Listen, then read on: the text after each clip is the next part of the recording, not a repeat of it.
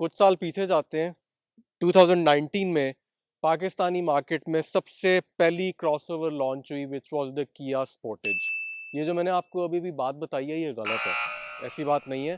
जो सबसे पहली क्रॉसओवर लॉन्च हुई है जो मेरे ज़हन में आ रही है वो इसी होंडा एचआरवी का पिछला मॉडल था, यानी इससे एक जनरेशन पीछे। इसी के साथ सुजुकी की भी एक क्रॉसओवर लॉन्च हुई थी जो कि सुजुकी विटारा थी। लेकिन तब तक जो नए प्लेयर्स हैं, कोरियन मैन्युफैक्चरर्स हैं, चाइनीज़ हैं, ये गेम में नहीं आए हुए थे।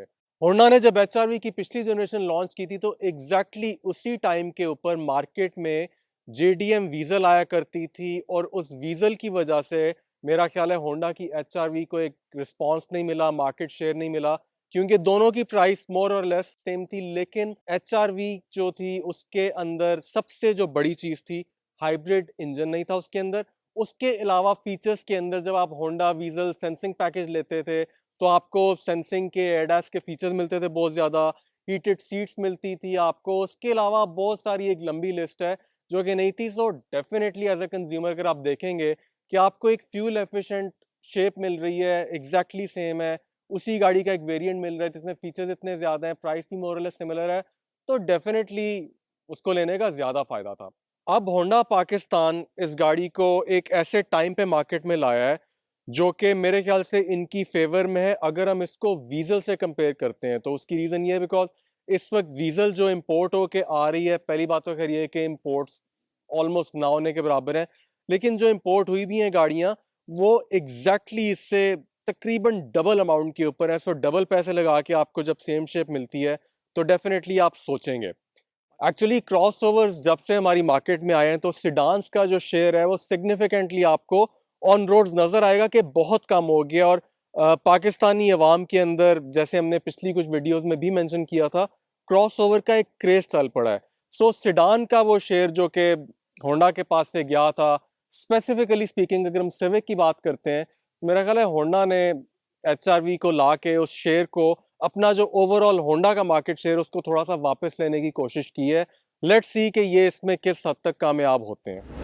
तो रिव्यू स्टार्ट करने से पहले थोड़ी सी बात आप लोगों के फ़ायदे की करते हैं। We have collaborated with carvamp.com.pk। आपको इस वक्त स्क्रीन पे उसका लिंक भी नज़र आ रहा होगा।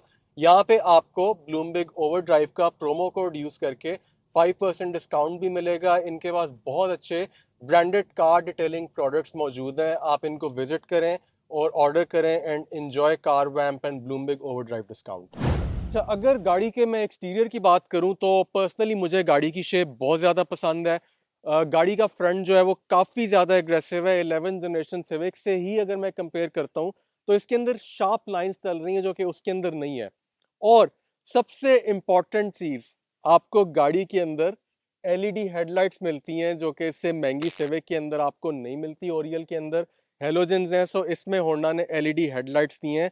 ये गाड़ी कलर में ब्लैक है तो इसकी ग्रिल भी ब्लैक है, लेकिन इसी गाड़ी का जो बेस मॉडल होता है उसमें regardless of the body colour, गाड़ी का बॉडी कलर अगर वाइट भी है, सिल्वर भी है, जो भी है, बेस मॉडल की ग्रिल ब्लैक होती है। वेयर जो इसका एस वेरिएंट है जो कि top of the line model है, उसकी जो ग्रिल है वो बॉडी कलर्ड होती है।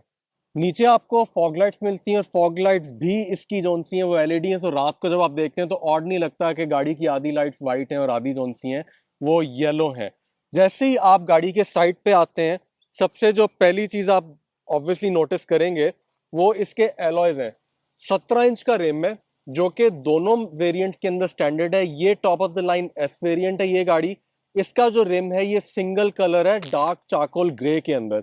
वेयर एज जो दूसरा वेरिएंट है which is the base model, उसका जो रिम है वो टू टोन है, वो उसमें silver diamond cut pattern plus उसके अंदर ब्लैक फिनिश चल रही है, लेकिन डिजाइन उसका एग्जैक्टली सेम है। और गाड़ी के अंदर आपको स्टैंडर्ड स्मार्ट एंट्री सिस्टम मिलता है। इसके ऊपर बटन नहीं है, इसके अंदर आपको हैंडल को आप स्वाइप करेंगे तो गाड़ी जो सी ये लॉक हो जाएगी। एक चीज़ जो कि पिछले मॉडल से in terms of design carry over हुई है वो इसका रियर डोर हैंडल है जो कि ऊपर मिलता है आपको। It's not on a standard place, तो अगर किसी बच्चे ने गाड़ी खोलनी है तो मे बी उसके लिए थोड़ा सा प्रॉब्लम हो। ये जितना पार्ट है इसका, ये वाला सारा नीचे का ये प्लास्टिक है। तो अच्छी खबर आपके लिए ये है कि अगर ये नीचे नीचे से यहाँ से लगती है तो कल को बेचते हुए गाड़ी की बॉडी रीपेंट काउंट नहीं होगी। अच्छा, ट्रंक जब हम खोलते हैं तो इलेक्ट्रॉनिक रिलीज ट्रंक नहीं है इसके अंदर, और ट्रंक इटसेल्फ जो है इसकी स्पेस मुझे किया स्पोर्टेज से कम लग रही है। पार्सल शेल्फ आपको बिल्कुल नहीं मिलती, सो एक बड़ी ब्राइट पॉसिबिलिटी है कि आपकी डिग्गी के अंदर लेट से अगर कोई गोल्फ किट पड़ी है, इट्स एक्सपेंसिव, और किसी को उसका आइडिया है तो वो जब उसको नजर आएगी शीशा तोड़ के निकालेगा इसके अंदर से। Spare wheel, standard fifth wheel जो है वो भी आपको एलॉय मिलता है इसके अंदर। पार्किंग सेंसर्स बिल्कुल भी नहीं प्रोवाइड किए गए इस गाड़ी के अंदर, ना फ्रंट है ना रियर है। सो व्यूअर्स, अब मैं अपने आप लोगों के साथ ड्राइविंग इंप्रेशन शेयर करता हूँ। अभी मैंने दरवाज़ा बंद किया और इसमें जो एक अच्छी चीज़ है वो ये कि इसकी जो डोर सिल्स हैं वो हिडन है और नीचे आपको रबर की पैडिंग दी गई है। तो जब आप लेट से अगर बारिश हो रही है, कीचड़ में आपने बैठना है गाड़ी में, और आपके कपड़े जो हैं उन पर मिट्टी नहीं आती। तो now let's go for drive. और पहली चीज़ मैं सीटिंग पोजीशन की करूँगा। मुझे तो वैसे इसकी सीटिंग पोजीशन अच्छी लग रही है। इसमें आपको मैनुअली एडजस्टेबल हाइट की भी ऑप्शन दी जाती है सिर्फ ड्राइवर के लिए, और जो पैसेंजर है उसकी भी वैसे सीट हाइट तो अच्छी है। वो बिल्कुल आइडियल है, क्योंकि बहुत ज़्यादा जो एल्डरली लोग हैं जिन्हें गाड़ी के अंदर उठने बैठने में मसला होता है, वो सिडान्स की हाइट से काफ़ी ज़्यादा परेशान होते हैं कि बैठते हुए उनके नीज बेंड होते हैं। ये गाड़ी बड़ी परफेक्टली आइडियल है एंट्री और एग्जिट के लिए उस हिसाब से। लेकिन दोनों सीटों में ऑफ कोर्स, दोनों सीटों से ये मतलब है कि पैसेंजर सीट में तो बिल्कुल ही नहीं है, और ड्राइविंग सीट में भी लंबर सपोर्ट आपको नहीं मिलती जो कि आपको किया स्पोर्टेज में मिलती है। अब जो एक और भी चीज़ मैं यहाँ पे मेंशन करना चाहूँगा वो ये इसका जो हॉर्न है। अगर आप इसको सुनेंगे तो इसमें भी कोई बहुत ज़्यादा उन्होंने आई थिंक काम नहीं किया। ये स्टैंडर्ड हॉर्न ही अभी भी दे रहे हैं। आई थिंक कि जब आप सेडान से क्रॉसओवर या एसयूवी पे जाते हैं तो आपको इसका हॉर्न डेफिनेटली अपग्रेड करना चाहिए। तो ये एक छोटी सी चीज़ है, ड्राइवर को लेट डाउन करेगी। फिर उसके अलावा ऑटो रिट्रैक्टिंग साइड मिरर्स भी दिए गए हैं। साइड मिरर्स ही मैं यहाँ पे बात करना चाहूँगा। Very unique design. काफ़ी एक ये मुझे बल्कि लग रहे हैं इसके साइड मिरर्स, लेकिन विजिबिलिटी कॉम्प्रोमाइज़ नहीं करते। आपके पास एक बहुत अच्छा यहाँ पे एक तरह से क्वार्टर बना हुआ है जो कि आपको सड़क का व्यू देते हैं। और होंडा की वैसे एक बात तो है कि भाई ये विजिबिलिटी इनकी जो ड्राइवर की होती है आउटस्टैंडिंग, मतलब इसमें कोई डाउट नहीं है। बिल्कुल ऐसी है। ये प्रॉब्लम 8 जनरेशन में होंडा ने शुरू किया था विजिबिलिटी वाला, 9 जनरेशन में भी फॉलो हुआ था, उन दोनों में विजिबिलिटी बहुत बुरी थी। लेकिन उसके बाद से 10 जनरेशन की विजिबिलिटी बहुत इंप्रूव थी। सिविक की बात करूं, 11 जनरेशन की तो खैर बहुत ही अच्छी है। उतनी अच्छी विजिबिलिटी वैसे मैंने अभी तक किसी गाड़ी की लोकली जो हमने रिव्यू की है नहीं देखी। अच्छा, अब मैं सामने के कॉर्नर है और अगर मैं थोड़ा सा इस गाड़ी को एक्सेलरेट करूं तो मैं देखना चाह रहा था कि बॉडी रोल का क्या हिसाब है। तो मेरे ख्याल से तो अगेन इम्प्रेसिव कि गाड़ी की हाइट भी थोड़ी सी ज़्यादा है। जिस कैटेगरी की गाड़ी है उस हिसाब से बॉडी रोल बहुत अच्छा है।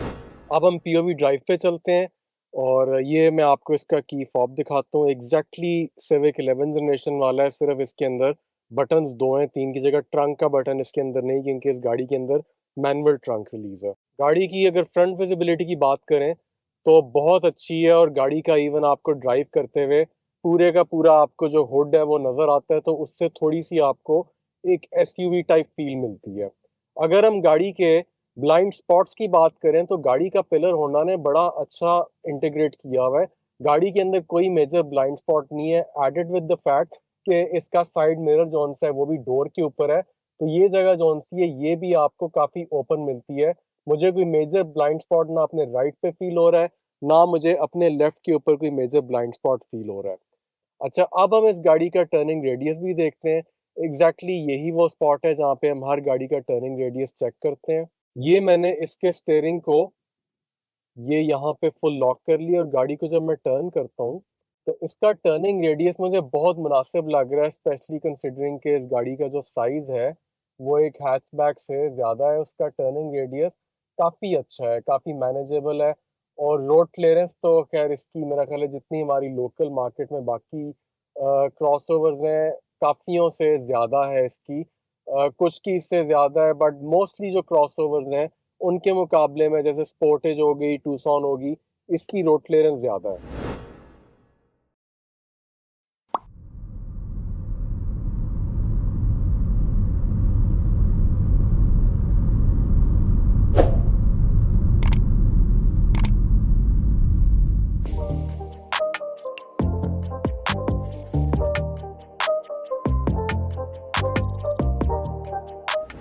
तो 1.5 इंजन जब हाइब्रिड मोटर के साथ कपल्ड होता है तो उसकी power response is obviously different, उसके टॉर्क फिगर्स डिफरेंट हैं, उसकी हॉर्स पावर डिफरेंट है, उसका जो गाड़ी का एक एक्सेलरेशन है गाड़ी की, उसकी जो फील है वो डिफरेंट है।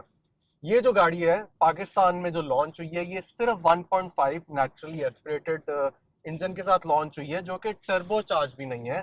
तो पहला सवाल ये था कि एक क्रॉसओवर है और 1.5 इंजन है, जिसके अंदर सिटी जैसी गाड़ी में भी 1.5 इंजन है, तो इस गाड़ी की जो रिस्पॉन्स है वो किस तरह की होगी? मेंटली तो मुझे यही लग रहा था कि इस गाड़ी की रिस्पॉन्स इतनी अच्छी नहीं होगी, इतनी निपी नहीं होगी थ्रॉटल, और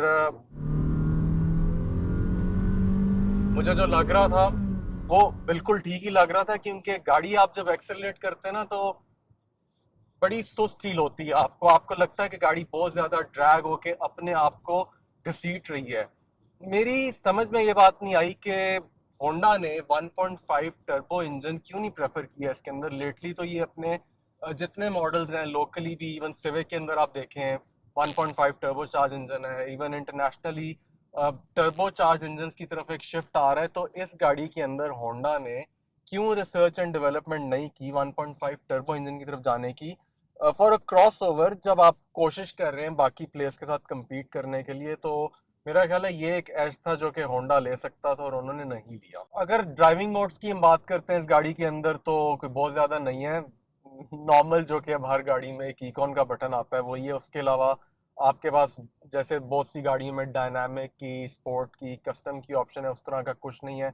या आप इकॉन ऑन करके चलाएंगे या इकॉन ऑफ करके चलाएंगे। और क्या डिफरेंस आप फील करें रिस्पॉन्स में अगर हम इकॉन को ऑन करते हैं? यार अगर हम इकॉन को ऑन करते हैं ना तो गाड़ी की जो रिस्पॉन्स है वो, अच्छा पहले मुझे लगता था ये गिमिक है, हाँ। लेकिन इस गाड़ी में मुझे वाकई फील हो रहा है कि इकॉन ऑन करके जब आप गाड़ी को पुश करते हैं तो गाड़ी काफी ज्यादा लैग कर रही है। अगर मैं इकॉन ऑफ करके करता हूँ अब वो तो आरपीएम भी ऊपर जा रहा है। हाँ। थोड़ा सा गाड़ी की रिस्पॉन्स में फर्क जो है वो आपको फील होता है। पहले वैसे गाड़ियों के अंदर इतना सिग्निफिकेंट डिफरेंस नहीं था, लेकिन इसमें पता लग रहा है मुझे। अच्छा, यहाँ से आई थिंक एक ये बेहतर पॉइंट होगा जहाँ पे हम इसके कंपेरेटिव्स की भी डिस्कशन कर लेते हैं। जो मेन यहाँ पे आप समझेंगे एक डिमांड बनी है ये क्रॉसओवर एसयूवीज की, वो तो किया स्पोर्टेज नहीं बनाई है। तो फर्स्ट एंड फॉरमोस्ट इसका जो एक कंपेरेटिव है वो किया स्पोर्टेज है। ऑल्दो वो साइज में इससे बड़ी, इंजन उसका इससे ज़्यादा बड़ा है, और उसमें तो जो तीन वेरिएंट्स हैं उसका base variant I think pricing में अगर हम देखेंगे तो वो इसके कंपेरेबल होगा। बिल्कुल, जो स्पोर्टेज अल्फा है उसकी और एचआरवी की प्राइस जो है वो बिल्कुल सिमिलर है। अच्छा, इसकी कैटेगरी थोड़ी सी कंफ्यूजिंग है because in terms of category ये उससे एक स्टेप लोअर है, लेकिन इसका जो अपना सेगमेंट है, अगर उसकी कैटेगरी के आप साइज की बाकी जितनी क्रॉसओवर्स हैं उनको देखते हैं, ये साइज में उनसे थोड़ी सी बड़ी है। बिल्कुल, उसमें जैसे कि आपके पास ये पर्जियो की 2008 आ जाती है, उसके अलावा स्ट्रॉनिक से तो एक सिग्निफिकेंट साइज में फ़र्क है, ये उससे तो बेहतर ही है। तो ये एक बड़ी यूनिक पोजीशन है कि ये कैटेगरी बी और सी के कहीं दरमियान में लाई करती है। ना ही आप इसे डायरेक्टली कंपेयर कर सकते हैं फॉर इंस्टेंस हेवल H6 के साथ। अगर आप इसको स्पोर्टेज जो अल्फा है उसके साथ कंपेयर करते हैं तो ऑल द प्राइस ब्रैकेट तो बहुत सिमिलर है, फीचर्स में डिफरेंस है अलबत्ता। अब जैसे कि अल्फा में आपको क्रूज कंट्रोल दिया जाता है, इस गाड़ी में इवन जो top of the line variant है उसमें क्रूज कंट्रोल नहीं है, लेकिन हाँ इसमें कुछ एक्स्ट्रा फीचर्स हैं जैसे कि इसमें आपको ई ब्रेक और ब्रेक होल्ड दिया जाता है, जबकि अल्फा में आपको कन्वेंशनल हैंड ब्रेक दी जाती है। और बाकी तो जहाँ तक सीट्स की बात है, इसमें आप ऑप्ट कर सकते हैं लेदर सीट्स को, जबकि अल्फा जो है वो फैब्रिक सीट्स के साथ आती है। लेकिन एट द सेम टाइम अगर आप इतनी अमाउंट खर्च कर रहे हैं तो डेफिनेटली 3-4 लाख रुपया ऊपर जाने के बारे में आप जरूर सोचेंगे। और अगर आप 3-4 लाख रुपया और ऐड करते हैं तो इसके एग्जैक्टली ऊपर जो गाड़ी आती है दैट इज किया स्पोर्टेज फ्रंट व्हील ड्राइव। और मेरा ख्याल है इस वक्त क्रॉस ओवर्स के अंदर ऑन रोड सबसे ज्यादा जो गाड़ी आपको नजर आती है वो किया स्पोर्टेज फ्रंट व्हील ड्राइव और ऑल व्हील ड्राइव दोनों वेरिएंट्स हैं। लेकिन स्पेसिफिकली फ्रंट व्हील ड्राइव की बात करते हैं तो फीचर्स में बहुत ज़्यादा फ़र्क है। शाहिल ने जो ई ब्रेक और ऑटो होल्ड मेंशन किया वो तो फ्रंट व्हील ड्राइव में बिल्कुल है ही। उसके अलावा फ्रंट व्हील ड्राइव में आपको रेयर पार्किंग सेंसर्स मिलते हैं। सबसे इम्पॉर्टेंट चीज़, सबसे इम्पॉर्टेंट चीज़ जिसने पाकिस्तानियों को एक क्रेज डाल दिया वो पैनोरामिक ग्लास रूफ है। आपको वो मिलता है।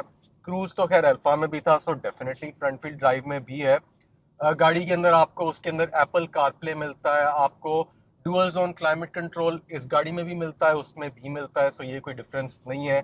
उसके जो एलॉयज हैं वो 18 इंचेस की हैं, और उसके ऊपर जो टायर हैं वो कुमहो ब्रांडेड है, which is definitely better than the stock tyre जो इस गाड़ी में डले हुए हैं। बेटर मैं इसलिए कह रहा हूँ बिकॉज मुझे गाड़ी चलाते हुए इसके अंदर एक, अभी से, हालांकि ये गाड़ी बहुत ज्यादा नहीं चली, अभी सिर्फ 700-800 किलोमीटर के करीब चली है, लेकिन अभी से एक सिग्निफिकेंट रोड नॉइज टायर्स की फील हो रही है आपको गाड़ी के अंदर। बिल्कुल। अच्छा, अब एक और जो बहुत बड़ा डिफरेंस है वो हमें दोबारा एम्फेसिस देना चाहिए इंजन पे। अब आप स्पोर्टेज चलाते हैं, उसका इंजन रिस्पांस इससे बहुत बेहतर है। और दूसरी बात, फिर ऑब्वियसली फ्यूल इकोनॉमी पे भी आ जाते हैं कि जो फ्यूल इकोनॉमी है वो इस गाड़ी की रिलेटिवली बेहतर है। अब ऑब्वियसली जो आपका इंजन है वो भी उसमें काफ़ी सिग्निफिकेंट पार्ट अदा करता है, और उसके साथ साथ जो इसकी ट्रांसमिशन है वो सीवीटी है।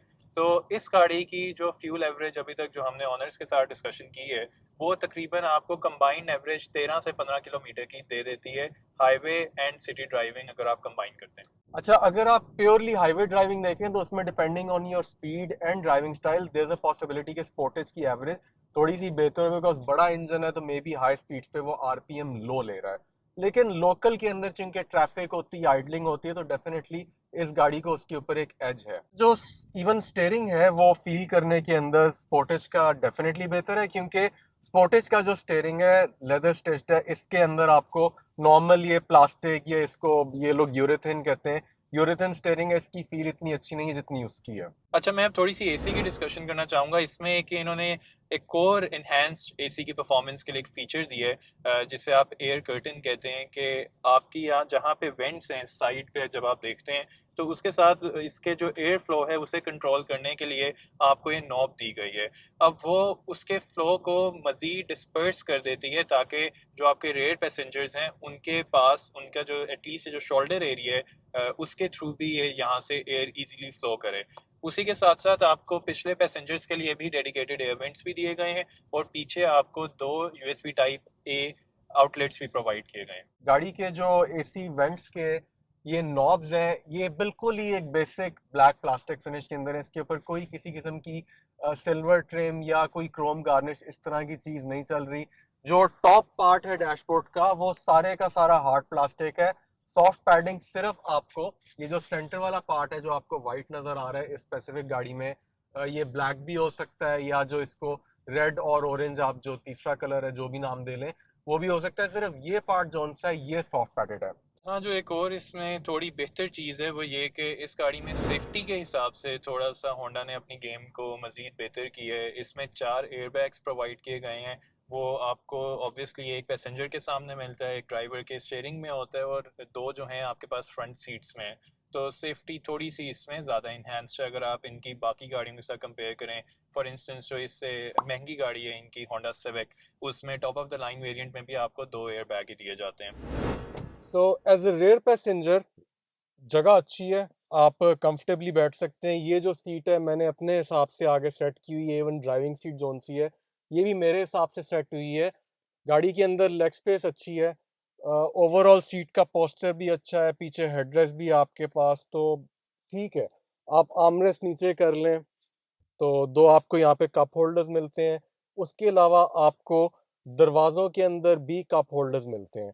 अच्छा, एक जो चीज़ है इस गाड़ी के अंदर, आप 4 एडल्ट्स को बिठा सकते हैं, बल्कि शायद किसी बच्चे को बिठाना भी सेंटर वाले पार्ट में बड़ा मुश्किल हो जाए, क्योंकि अगर आप ये देखें कि सेंटर में ये एक अजीब-सी इसके सीट के अंदर हम्प है जो कि काफ़ी ज़्यादा, at least I think 3 to 4 inches ऊँची है सीट से। सो इसके ऊपर मैं तो शायद ना ही पूरा हूँ, बिल्कुल ही, हाँ, काफ़ी ज़्यादा मैं एक ऑकवर्ड सिचुएशन में हूँ। किसी को सज़ा देनी हो तो उसके लिए बिल्कुल ठीक है। अब इस हम की जो रीज़न है वो होंडा फैन्स ने जो बतानी है मुझे पता है, वो ये है कि जी इस गाड़ी के अंदर मैजिक सीट्स हैं। लेकिन मैजिक सीट्स के बावजूद भी इसको, मेरा तो ख़्याल है, कुछ होंडा को मैनेज करना चाहिए था कि ये एटलीस्ट 5 एडल्ट्स के लिए ये गाड़ी सफिशिएंट होती।